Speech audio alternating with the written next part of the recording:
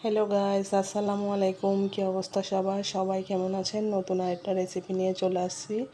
Mix fruits recipe. কে না ফ্রুটসের এই রেসিপিটা পছন্দ করে না? ছোটো থেকে বড় সবাই পছন্দ করে। আমার তো বেস্ট মজার একটা রেসিপি।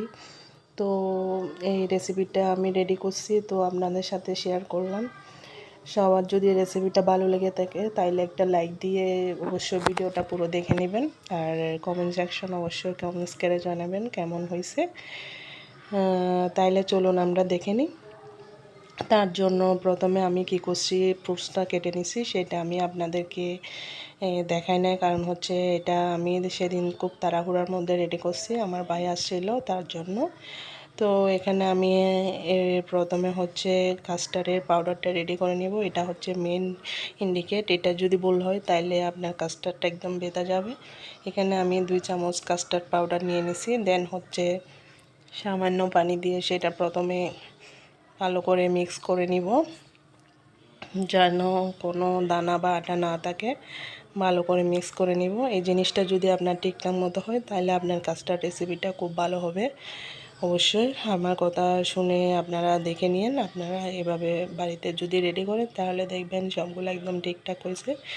বাড়িতে আপনার প্রশংসার পঞ্চমুখ হবে। এদিকে হচ্ছে আমি 1/2 লিটার দুধ নিয়ে নিছি। দুধটা প্রথমে একটু জাল দিয়ে আমি প্রথমে ঘন করে নিব।